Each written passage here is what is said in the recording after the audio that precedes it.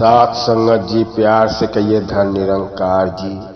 आओ जितने भी ब्रह्म ज्ञान लिए हैं, जितने भी बहनों और सत्संगी सभी लोग मिलकर वीडियो को लाइक सब्सक्राइब कर दो।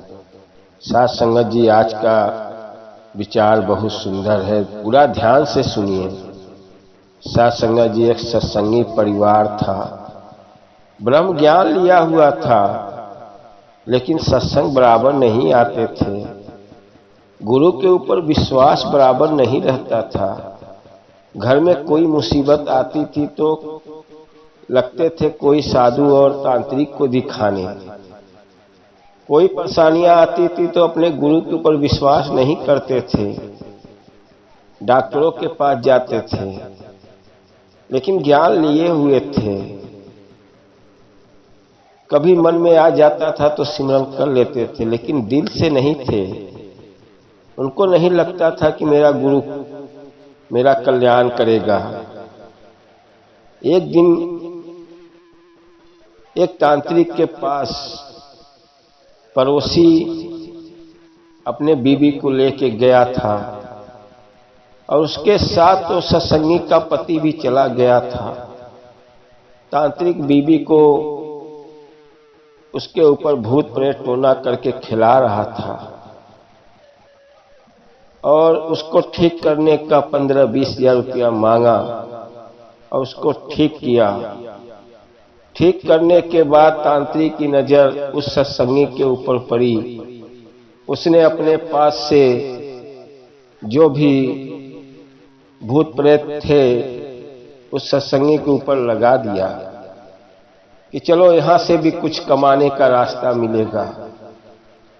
और लगाने के बाद सत्संगी बीमार पड़ गया। लगा डॉक्टरों को चक्कर लगाने और तांत्रिक उसके ऊपर ऐसा काला जादू किया था, घर में पागलों की जैसा सामान तोड़ता था। तब उसको पड़ोसी ने बताया कि जहां मेरी बीवी ठीक हुई है वहीं पे चलो, उसी तांत्रिक को बुला के लाते हैं। पड़ोसी और सत्संगी की बीवी गई, तांत्रिक से बताया ऐसा ऐसा बात है। तांत्रिक घर पे आया, आने के बाद बोला मैं 15-20 हजार रुपया लूंगा, इसके ऊपर से जो भी काला जादू है सब मैं हटा दूंगा। तांत्रिक अपना खिलवाड़ शुरू कर दिया वहां पे। जब खिलवाड़ शुरू कर दिया और कुछ देर के बाद ऐसा लगा कि तांत्रिक के ऊपर ही कोई मारना शुरू कर दिया। तांत्रिक घर में इधर से उधर पटका रहा है, कभी दरवाजे पे गिर रहा है, कभी सोफे पे गिर रहा है और गिरते गिरते बेहोश हो गया। अब तो बेहोश होने के बाद सत्संगी लोग बहुत घबराने लगे कि ये क्या हो गया। ठीक करने मुझे आया था और खुद ही बेहोश पड़ा हुआ है। अब उन लोग भागे अपने सदगुरु के फोटो के सामने कि अब कोई रास्ता नहीं दिख रहा है। उनको याद आया कि मैं तो ज्ञान लिया हुआ था, मेरे घर में सदगुरु का फोटो है। बैठ के लगे सिमरन करने, हे सदगुरु मेरा लाज बचा लो, कहीं तांत्रिक मेरे घर में मर जाएगा तो ये अबजस मेरे ऊपर लग जाएगा। आप मेरी रक्षा करो, आप कैसा भी करके इसको जीवित कर दो। बहुत सिमरन करते हुए थोड़े देर के बाद वो तांत्रिक बैठ गया। बैठने के बाद उसको पानी उनी दिए, पानी पिया। तब तक तांत्रिक की नजर उस फोटो पे लगा। उस फोटो पे पड़ा, देखा सदगुरु का फोटो टंगा हुआ था और उन लोग से बोलने लगा, भाई और बहनों ये फोटो वाला कौन है? कहे नहीं तो मेरा गुरु है, मैं ब्रह्म ज्ञान लिया हूं, लेकिन मुझे पूरा विश्वास नहीं था, पूर्ण नहीं था, मैं अधूरा में था और लेकिन ज्ञान तो मैं लिया था। कहने अरे ये जो तेरा सदगुरु है इन्होंने ही तो मुझे मार रहे थे। इन्होंने ही तो मुझे बहुत बुरी तरह मारे और बोल रहे थे मेरे सत्संगी लोग के ऊपर, तू ये क्या काला जादू कर दिया है,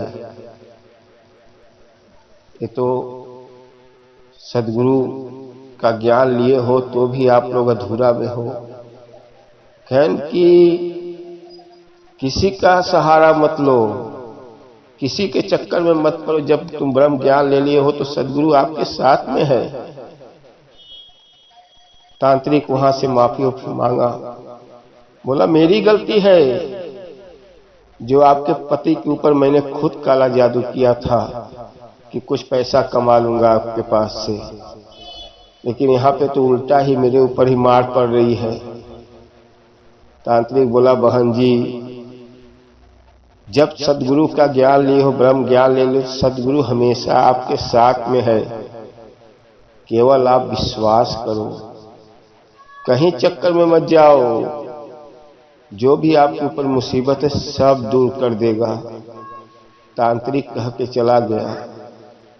सत्संगी लगे रोने, पति पत्नी दोनों रो रहे हैं फोटो के सामने कि मैं ज्ञान लेके बहुत गलती किया, देखो सदगुरु हमारे साथ में है। पक्का विश्वास किए और सत्संग सेवा सिमरन जाना शुरू कर दिए कि आज के बाद जो करेगा सब गुरु ही करेगा, उनके ऊपर हमेशा विश्वास रखो, तन मन धन सब सदगुरु के ऊपर सौंप दो, सब पूरा करेगा। आओ सासंगत जी, दास तो यही कहेगा, दिल से कह रहा है कि जो भी ज्ञान लिए हो, ब्रह्म ज्ञान लिए हो, तो पक्का विश्वास रखो, अजमा के देखो मत, विश्वास रखो।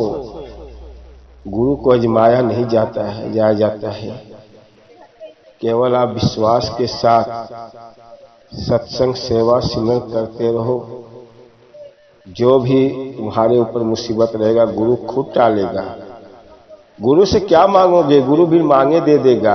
आप बस सेवा सत्संग सिमरन करते रहो और प्यार से कहना धन निरंकार जी।